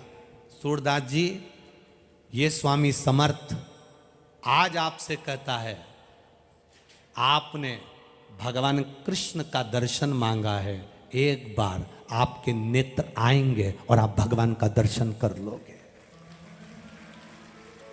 एक बार आपके नेत्र आएंगे और आप भगवान का दर्शन कर लोगे। और वही हुआ, सूरदास जी एक कुएं में जाकर गिर गए। कुएं में जाकर गिरे, वहां से भगवान कृष्ण राधा जी के साथ जा रहे थे। सूरदास जी पुकार रहे थे, राधा जी को पुकार रहे हैं। राधा जी दौड़कर कुएं में गई और सूरदास जी को निकालने लगी, सूरदास को निकाल रही। सूरदास जी ने पूछा, आप मुझे बाहर निकाल रही हो कौन? राधा जी ने अपना नाम नहीं बताया, बस सूरदास जी का हाथ पकड़ा और निकाल कर बाहर कर दिया। सूरदास जी ने जैसे हाथ पकड़ा, सूरदास जी कहते हैं, आपने मुझे कुएं से बाहर निकाला, मैं आपके चरणों को प्रणाम करना चाहता हूं। राधा जी बोली, रहने दो, मुझे प्रणाम मत करो। नहीं, मैं तो प्रणाम करूंगा। राधा जी के चरणों में सूरदास जी ने प्रणाम करा। जैसे ही प्रणाम करा, राधा जी अपना पांव छुड़ाने लगी। पांव छुड़ाती हैं, हाथ पांव की एक पायल सूरदास जी के हाथ में रह जाती है। राधा जी ने भगवान कृष्ण से कहा, मेरी पायल ला के दो। भगवान बोले, मैंने पहले ही मना करा था, मत जा। वो आंखों से अंधा है पर अंदर से देख लेता है। कैमरे लगे हुए हैं, मैंने पहले मना करा था तेरे को, क्यों गई तू? कुछ भी करो, मेरी पायल ला कर दो। भगवान कृष्ण राधा जी को लेकर सूरदास के पास गए। सूरदास, भगवान कहते हैं राधा जी की पायल दे दो। सूरदास जी कहते हैं, एक ही शर्त पर दूंगा, पहले दर्शन करा दो। स्वामी समर्थ जी ने कहा था कि एक बार दर्शन होगा। भगवान ने सूरदास को नेत्र दे दिए। सूरदास जी ने भगवान का दर्शन करा। सूरदास की आंख में आंसू भरकर स्वामी समर्थ को याद करा, आपने कहा था एक बार कृष्ण का दर्शन होगा, आज हो गया। ये कोई सहज नहीं है। कोई शिव तत्व संत होता है, कोई शंकर को जानने वाला संत, साधु, सन्यासी, तपस्वी, साधक, उपासक होता है। संत का दर्शन, गुरु का दर्शन, कोई वेद पाठी का दर्शन, कोई भगवत भजन करने वाले का दर्शन, कोई गुरु महिमा का स्मरण करने वाले का दर्शन, कोई शिव का गुणगान करने वाले का दर्शन, कोई शंकर के महत्व को जानने वाले का दर्शन, कोई शंकर को एक लोटा जल चढ़ाने वाले का दर्शन खाली नहीं जाता, खाली नहीं जाएगा। जैसे स्वप्न में दिखा हुआ शिवलिंग, स्वप्न में दिखा हुआ बेलपत्री का पेड़, स्वप्न में दिखा हुआ मंदिर का शिखर, स्वप्न में दिखा हुआ कोई खंडर, स्वप्न में दिखा हुआ जलाशय, स्वप्न में दिखा हुआ एक लोटा जल चढ़ाते हुए, किसी को स्वप्न में देखना, जलाशय देखना, मंदिर का शिखर देखना, शिवालय देखना, शिवलिंग देखना, पानी का कूप देखना, जैसे इन सब को देखने पर कुछ ना कुछ खुशी हमारे यहाँ आने वाली होती है, तो भगवान स्वप्न में ये चीजें दिखा देता है। उसी तरह संत का दर्शन होता है, गुरुजन का दर्शन होता है। भगवान कृष्ण ने कहा, मांगो। सूरदास, तुम्हारे नेत्र मिल गए, तुमने हमारा दर्शन कर लिया, मांगो तुम्हें क्या चाहिए। सूरदास जी ने कहा, बस एक ही बात मांगना चाहता हूं, दे दोगे? भगवान ने कहा, दे देंगे। पक्का? पक्का, सौगंध है मेरी, बिल्कुल पक्का, मांगो क्या चाहिए। भगवान से सूरदास जी ने कह दिया, मेरी इन आंखों को वापस फोड़ दो। जिन नेत्रों से आपका दर्शन करा है उन नेत्रों से संसार का दर्शन नहीं करना है, फोड़ दो, फोड़ दो।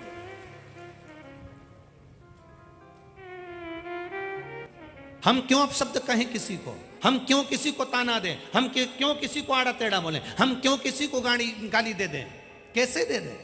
एक गांव में एक बुजुर्ग व्यक्ति रहता था, एक बूढ़ा व्यक्ति। पड़ोस में एक नवयुवान लड़का रहता था, बहुत सुंदर, बहुत स्मार्ट, बहुत विद्वान। एक जवान लड़का रह रहा है उसी मोहल्ले में, उसी कॉलोनी में, उसी सोसाइटी में, उसी मोहल्ले में, और बूढ़ा व्यक्ति वही रह रहा है।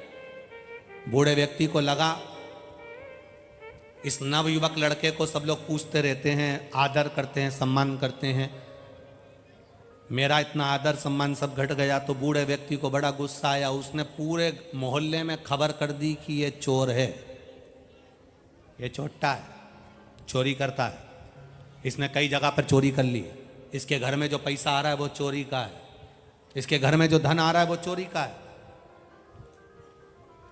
सारे नगर में सूचना हो गई, सारे नगर के लोग उस नवयुवक लड़के से दूर हट गए, कोई उसके साथ नहीं रहता, कोई उसके पास नहीं रहता, सब ने दूरी बना ली, सब ने दूरी। एक दिन नगर में चोरी हो गई, सबसे पूछा गया तुम्हें किसी पर शंका है? नगर के लोगों ने कह दिया वो नवयुवक लड़के पर शंका है। पुलिस वाले आए, नवयुवक लड़के को पकड़ कर ले जाकर थाने में बंद कर दिया। अदालत में केस चला, उसके कोई सबूत नहीं मिले, जज ने उसको रिहा कर दिया। उस नवयुवक लड़के की आंख में आंसू भरे और रोता हुआ सोचता है, मैंने कभी किसी का बुरा नहीं करा, आखिर इन बुजुर्ग ने मेरे साथ में ऐसा क्यों करा, क्यों मुझ पर ऐसी टिप्पणी कर दी, क्यों मुझे गलत कह दिया। मैं तो चोर भी नहीं था, अपशब्द भी नहीं कहता था, केवल अंदर की ईर्ष्या ने उस बुजुर्ग के मुख से उसके लिए गलत टिप्पणी करा दी, अंदर की ईर्ष्या। कर्ण और अर्जुन में कोई बैर नहीं था, पांडव और कर्ण में कोई बैर नहीं था। माता कुंती का पुत्र ये भी है तो माता कुंती का पुत्र वो भी है। कर्ण में और पांडवों में कोई बैर नहीं था, केवल अंदर की ईर्ष्या हमें नफरत पैदा कर देती है, अंदर की ईर्ष्या। बुजुर्ग के ऊपर पंचायत बिठाई गई, उस नवयुवक लड़के ने पंचायत बिठाई, सरपंच को बुलाया, पंचायत को बुलाया कि इनने मेरे ऊपर गलत टिप्पणी करी है, इनको सजा होना चाहिए। बुजुर्ग व्यक्ति ने सरपंच को और पंचायत को बुलाकर कहा, मुझसे गलती हो गई, जो मैंने टिप्पणी कर दी, आड़ा टेढ़ा कह दिया, क्षमा कर दो, कोई मेरे लिए दंड हो तो मैं भोग सकता हूँ, आप बोलोगे मैं जैसा कर सकता हूँ। सरपंच ने कहा, एक कागज ले जाओ, इस कागज पे तुम्हें जो लिखना है लिख दो, और कागज के टुकड़े टुकड़े कर कर बाहर फेंक दो तुम्हारे घर के, जाओ कल निर्णय करेंगे। सरपंच के कहने से बुजुर्ग ने कागज पर लिखा, उसके टुकड़े टुकड़े कर कर घर के बाहर फेंक दिया। आया बुजुर्ग, नवयुवक लड़का भी आया, आज निर्णय दीजिए इस बुजुर्ग का क्या करना है। सरपंच ने कहा, जाओ जो टुकड़े तुमने फाड़ कर कागज के फेंके थे उसको उठा कर लाओ, सारे के सारे, पूरे के पूरे चाहिए। बूढ़ा व्यक्ति बोला, वो तो हवा में उड़ गए होंगे, अब वो कहाँ हाथ में आएंगे, अब तो वो मेरे पास आ ही नहीं सकते। सरपंच ने कहा बुजुर्ग व्यक्ति से, किसी को गाली देने से पहले, किसी को टिप्पणी करने से पहले, किसी को अपशब्द कहने से पहले उसको समझ तो लिया करो। तुमने मुंह उठाया और बोल दिया, पूरे मोहल्ले में उसकी बदनामी हो गई। एक बार बदनामी की हवा फैल जाती है तो जैसे कागज के टुकड़े नहीं मिलते, वैसे बदनामी वापिस लौट कर नहीं आ पाती। कर दी तुमने बदनामी।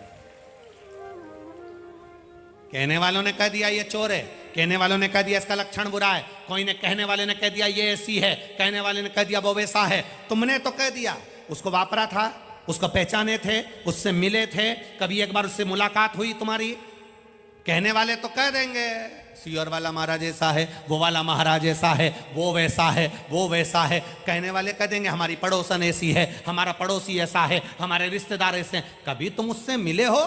एक बार पहले उससे मिल कर देखो, और मिलने पर तुम्हें महसूस हो कि ये गलत है तो फिर गलत कहो, अन्यथा किसी पर गलत टिप्पणी कर देने पर हमारी जिंदगी भी नरक हो जाती है, हम कहीं के नहीं रह पाते। क्यों उंगली उठा? मत बुरे कर्म कर बंदे वरना पछताएगा, भगवान की आंखों से तू बच नहीं पाएगा, तू बच नहीं पाएगा। हमारे जीवन का उसूल कहता है, हमारे जीवन की सबसे पहली पहल कहती है, सत्ता बाद में सत्य पहले होना चाहिए, पार्टी बाद में प्रभु का नाम पहले होना चाहिए, राजनीति बाद में राष्ट्र की नीति, राष्ट्र की रक्षा पहले होना चाहिए। हम राजनीति में इतने उलझ गए कि राष्ट्र की भलाई भूल गए, राष्ट्रहित की पहल भूल गए, अपने राष्ट्र को कैसे उत्थान की ओर लेकर जाना है। हम राजनीति के चक्कर में, पार्टियों के चक्कर में इतने घुल गए कि सबको बांटने में लग गए। ये ब्राह्मण, ये क्षत्रिय, ये वैश्य, ये शूद्र। शिव महापुराण की ये पोथी और ये व्यासपीठ जिस पर हम बैठे हैं, ये 4 पाए पर बनी है। पहला पाया ब्राह्मण, क्षत्रिय, वैश्य, शूद्र, जिस पर हम बैठे हैं, ब्राह्मण, क्षत्रिय, वैश्य और शूद्र, ये 4 हमारे सनातन धर्म के पाए हैं। ये एक जैसे हैं तो ये एक जैसे हैं तो सनातन धर्म एक जैसा। दुनिया के लोगों ने, पार्टियों में आकर दुनिया के लोगों ने कहीं ना कहीं इन सनातन धर्म के इन पायों को तोड़ने का प्रयास करा। हम ब्राह्मण हैं, हम बड़े हैं, हम क्षत्रिय हैं, हम बड़े हैं, हम वैश्य हैं, हम बड़े हैं, हम शूद्र हैं, हम बड़े हैं। और शिव महापुराण की कथा कहती है संसार में सब बड़े हैं। कोरोना महामारी में जो अपने आप को बड़ा कहते थे वो तो घर से बाहर नहीं निकले।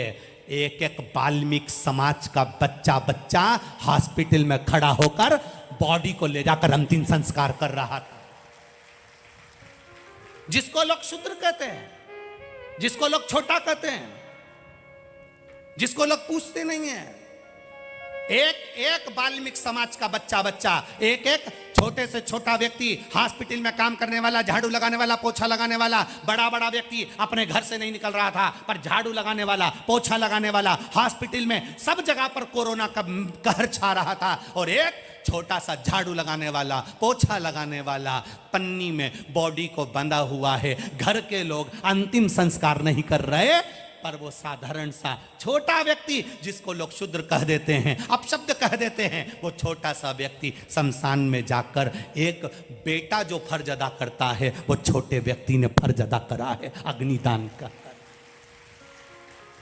हम कर रहे हैं, हम इस पार्टी के, हम ब्राह्मण, हम क्षत्रिय, हम वैश्य, हम शूद्र। उसको कहना चाहिए सब देवताओं को सब ने बांट लिया, पर मेरे महादेव को कोई नहीं बांट पाया। आज तक महादेव के लिए कोई ने नहीं कहा कि ये ब्राह्मण का है, क्षत्रिय का है, वैश्य का है कि शूद्र का है। हम तिरुपति जाते हैं, कह देते हैं लोग पैसे वालों के देवता हैं। हम नाथद्वारा जाते हैं, लोग कह देते हैं पैसे वालों के देवता हैं। हम वहां जाते हैं, लोग कह देते हैं पैसे वालों के देवता हैं। पर महादेव सबका है, इसलिए उसका नाम पशुपतिनाथ है। उसके मंदिर में कुत्ता भी जाकर बैठ जाता है तो भी वो उसका विश्वनाथ है, उसको संभाल लेता है, साधारण नहीं है। पक्षी, पशु, जलचर, थलचर, वायुचर, संसार में जितने जन्म लेते हैं उसके पेट भरने की जवाबदारी मेरे शंकर की है, महादेव की है। वो ब्राह्मण का भी है, वो क्षत्रिय का भी है, वो वैश्य का भी है, वो शूद्र का भी है। हम क्यों बट रहे हैं? हम क्यों बट रहे हैं? फिर वही वाली बात आ गई। अब क्या हो गया कि सियोर वाला महाराज फिर आड़ा टेढ़ा बोल देता। छत्तीसगढ़ में कहा था, आज फिर कह देते। नोट लेकर चोर गायब हो जाता है और वोट लेकर, अब तुम बोल दो, वोट लेकर और हम भ्रांतियों में पड़े, हमें लोग बांट रहे हैं। लोगों ने कह दिया तुम ब्राह्मण हो, तुम क्षत्रिय हो, तुम वैश्य हो, तुम शूद्र हो, और तुम बंटने लगे। भगवान के दरवाजे पर कोई बड़ा नहीं होता, कोई छोटा नहीं होता। जो 5,000 रुपए की लाइन लगाकर तिरुपति का दर्शन करते हैं, 25,000 रुपए की लाइन लगाकर तिरुपति का दर्शन करते हैं। आप में से कितने लोग हैं जो तिरुपति गए? जरा हाथ तो उठाओ रे। गए हो? रस रखो। तिरुपति का दर्शन करने गए हो, धर्म की लाइन लगी है, धर्म के धक्के खा रहे हो। 500 की लाइन लगी है, 10,000 की लाइन लगी है, 50,000 की लाइन लगी है। मंदिर में पहुंचने से पहले 5,000, 50,000 और धर्म वाला सब एक हो जाता है। वहां पर भगवान के सामने पहुंचते पहुंचते कोई पैसे वाला नहीं रहता, उसके चरणों की धूल हो जाता। कोई वीआईपी नहीं। इस व्यासपीठ ने बारंबार व्यासपीठ वर्णन करती रही है, शिव महापुराण में कोई वीआईपी नहीं है। जो ज्यादा वीआईपी है उसे कथा में नहीं आना चाहिए। जो ज्यादा वीआईपी है वो कथा में ना आए। यहां आए हो तो शंकर के दरवाजे के धक्के खाना पड़ेगा, और जो यहां के धक्के खा लेता है वो संसार के धक्के नहीं खाता है। इतने बड़े वीआईपी हो तो 5,000 रुपए दे के बेकुंठ चले जाओ ना। कथा में आने की जरूरत ही क्या है? वीआईपी के लिए वहां पर भी तो खाता होगा। डिग्री यहां देखी जाएगी कि इंजीनियरों की, डॉक्टरों की, कलेक्टरों की, एसपीओ की, डीएसपीओ। तुम्हारी डिग्री केवल यहां पर देखेंगे, वहां तो एक ही डिग्री देखेंगे, श्री शिवाय नमस्तुभ्यम। वहां एक ही डिग्री देखी जाएगी कि भगवान का भजन कितना करा है, स्मरण कितना करा है, कीर्तन कितना करा है, मंत्र कितना जपा है, कथा कितनी श्रवण करी है, परहित कितना करा है। किसी दुखी को देखकर दुखी हुए, किसी सुखी को देखकर सुखी हुए, किसी के दर्द को अपना माना। वहां पर केवल यह देखा जाएगा कि तुमने परहित कितना करा। यहाँ पर तो लोग डिग्री देख लेंगे, साहब डॉक्टर है, साहब सीए है, साहब इंजीनियर है, साहब कलेक्टर है, साहब मिनिस्टर है। यहाँ डिग्री देखेंगे, वहाँ नहीं देखेंगे, वहाँ कुछ नहीं देखेंगे। वहाँ तो केवल इतना देखेंगे, आकोला के पास में कथा हुई थी, 9 किलोमीटर दूर राजेश्वर की धरा पर कथा हुई थी। सियोर वाला महाराज आया था, कथा चल रही थी। चौरसिया परिवार, दुबे परिवार जजमान था, उन्होंने कथा करवाई थी। तू अपना घर छोड़ के उनके कथा सुनने दरवाजे तक गई कि नहीं गई? क्योंकि भगवान कृष्ण ने भी रुक्मणी जी से कहा था, तू श्रृंगार करके जगदम्बा के मंदिर पहुंच जाना। बोलो, बोला था कि नहीं बोला था? भागवत हो रही बाजू में तो वो बोलते महाराज जी कि तैयार होकर रुक्मणी श्रृंगार करके, पत्र पढ़कर भगवान ने कहा ब्राह्मण देवता रुक्मणी जी से कह दो श्रृंगार करके जगदम्बा के मंदिर पहुंच जाए, मैं उसे लेने के लिए पहुंच जाऊंगा। भगवान ने रुक्मणी जी से यह नहीं किया कि तू तैयार होकर छत पे खड़ी हो जाना। बोले भगवान कि तू तैयार होके छत पे खड़ी हो जाना? भगवान ने बोला कि तू तैयार होके बाहर चौराहे पे आ जाना? भगवान ने बोला कि तू तैयार होके रोड पे आ जाना? भगवान ने कहा रुक्मणी से कहो श्रृंगार करके जगदम्बा के मंदिर पहुंचे, मैं उसे लेने पहुंच जाऊंगा। भगवान भी ये कहते हैं श्रृंगार करके भक्ति का तुम महादेव की कथा तक पहुंचो, वो तुम्हें लेने के लिए तुम्हारे दरवाजे पर आ जाए। हम तो जाएं, हम पहुंचे। अरे कितनी कृपा मेरा राजराजेश्वर करा है, जरा सोचो तो। जो कथा दिन में 1 बजे से 4 बजे होने वाली थी, भरचक धूप में होने वाली थी, दिन भर तुम्हारा यही समय हो जाता। सुबह से आकर जगह संभालते, रात को घर पहुंचते। कितनी कृपा राजराजेश्वर ने करी। सवेरे 8 बजे से कथा रख दी, बस मुंडा धो ब्रश करते करते ही कथा में पहुंच जाओ और रोटी खा के घर जाओ, सीधा काम। कितनी कृपा करा वो, कितनी दया करी उसने, कितनी करुणा करी उसने, जरा विचार करिएगा।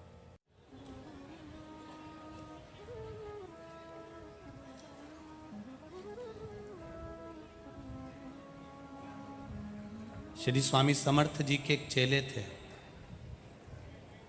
चोलप्पा। सुना है कि नहीं सुना? नाम सुना है? जम के तो बोलो। सुना है ना चुलप्पा को? श्री स्वामी समर्थ के अक्कलकोट में जैसे ही स्वामी समर्थ जी आए और अक्कलकोट के दरवाजे पर स्वामी समर्थ आए तो स्वामी समर्थ जी को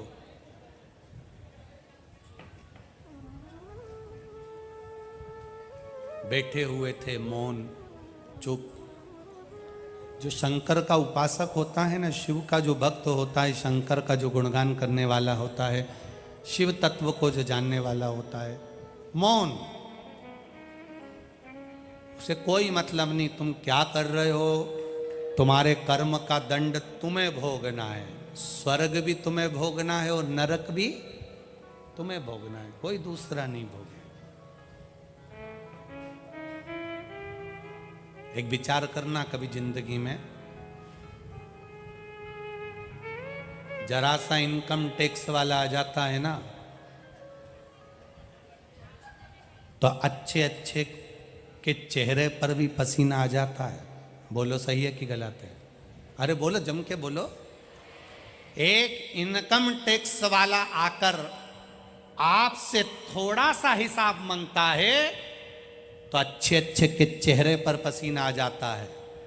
वो इनकम टैक्स वाले ने तो तुमसे साल 2 साल 4 साल का हिसाब मांगा तो पसीना आ गया, वो तुमको जन्म से लेकर मृत्यु तक का हिसाब मांगेगा कि पृथ्वी पर जाकर करा क्या था। तो जरा विचार करिए, यहां तो पसीना ही छूटा है, वहां क्या क्या छूट जाना है, विचार करिएगा जरा।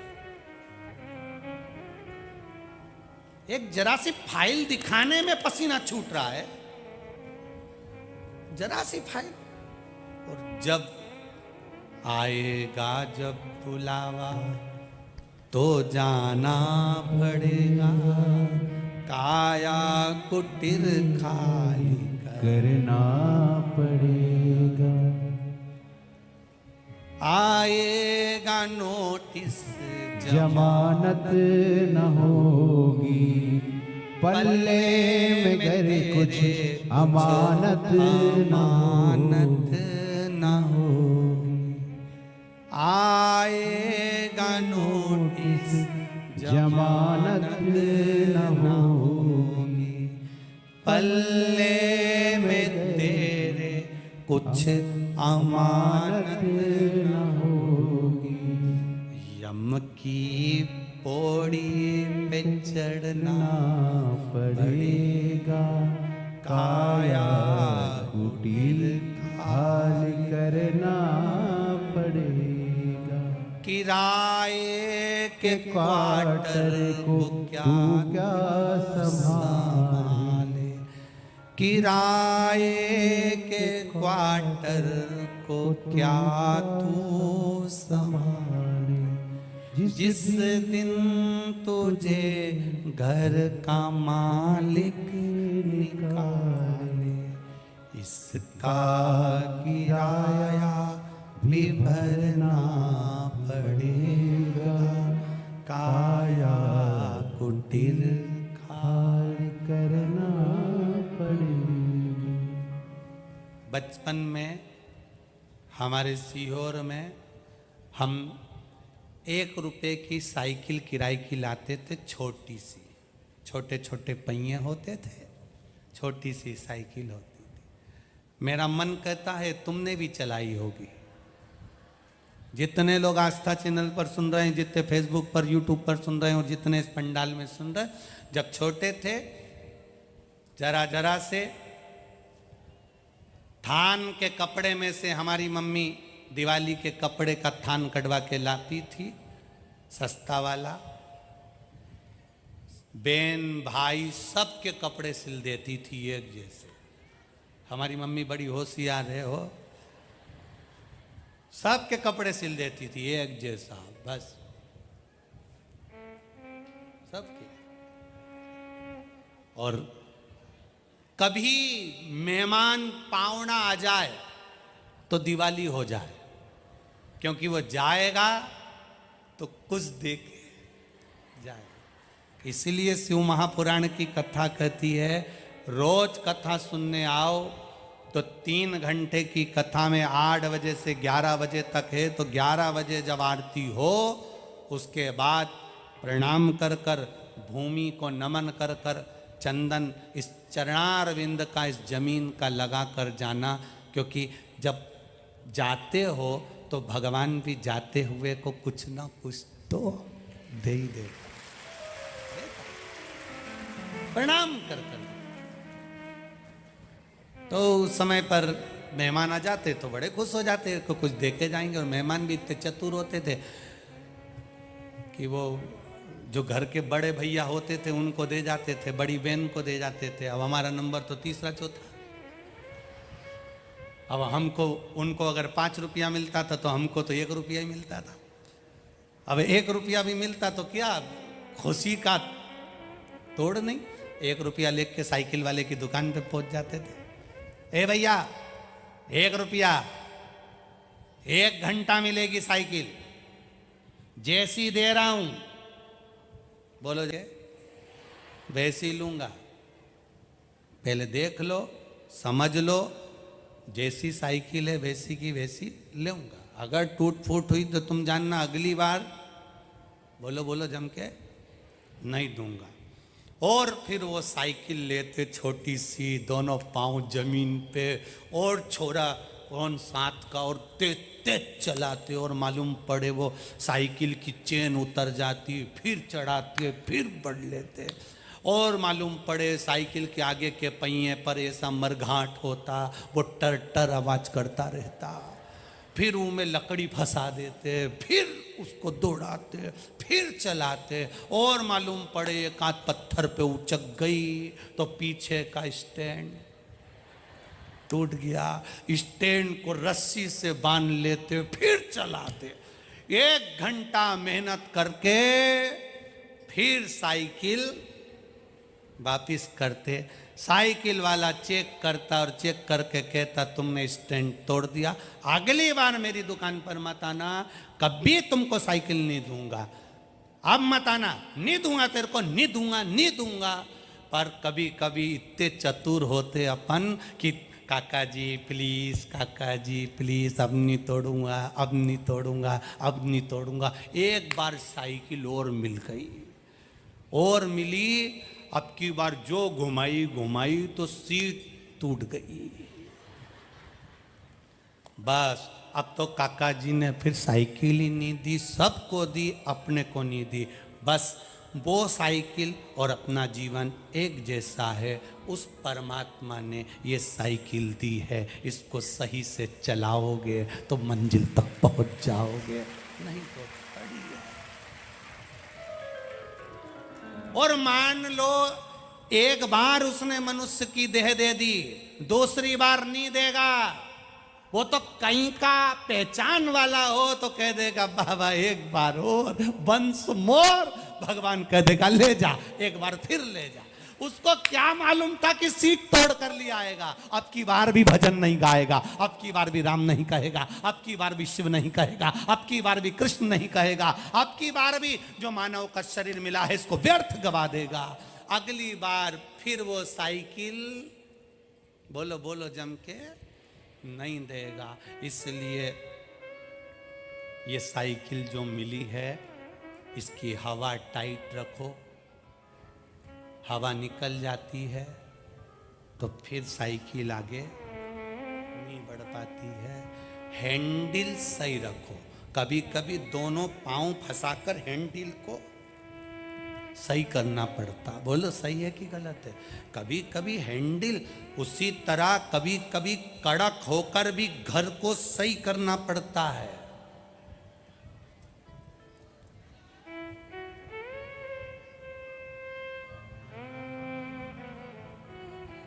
मकान में रहने वाले के मकान में भगवान है कि नहीं पता नहीं, पर रहने वाले के मकान में भाव शुद्ध होना चाहिए, भाव निर्मल होना चाहिए। जब भाव शुद्ध होगा तो भगवान मिलेगा।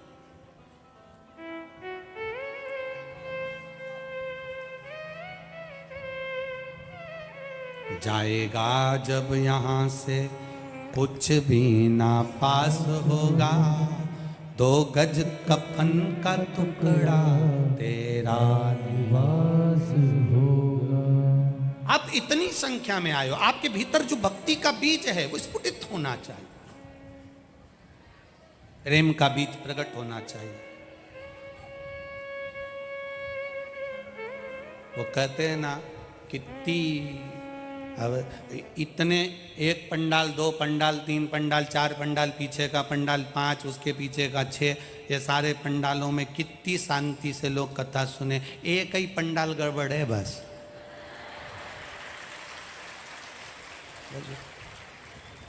अब फिर वही बात है ना, हमको वैसे भी मराठी नहीं आती, पर वो कहते तुमचा आकोला मनी जस्ती गर्दिया है।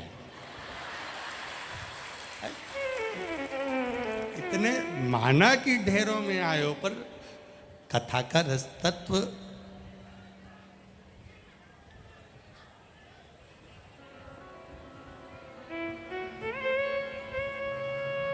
वो क्या पूछते हैं तुम, ठीक तो वो क्या बोलते हैं मराठी में, तुम्ही सर्वे चांगला है?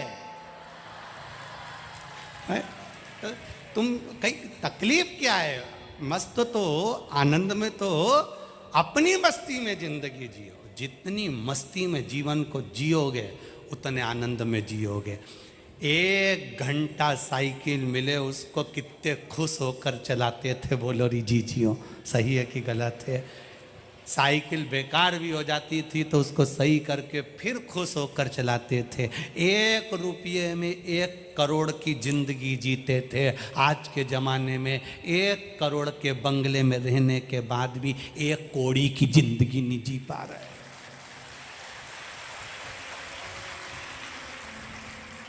घर में सारे सेट हैं, घर में सोफा सेट है, हाफ सेट है, फुल सेट है, बस आदमी अपसेट है। क्या करो ऐसे सेट का? बस सेट का करोगे क्या? डिनर सेट है, बेड सेट है, सोफा सेट है, ड्रेसिंग सेट है। घर में हमारा सेट भी है,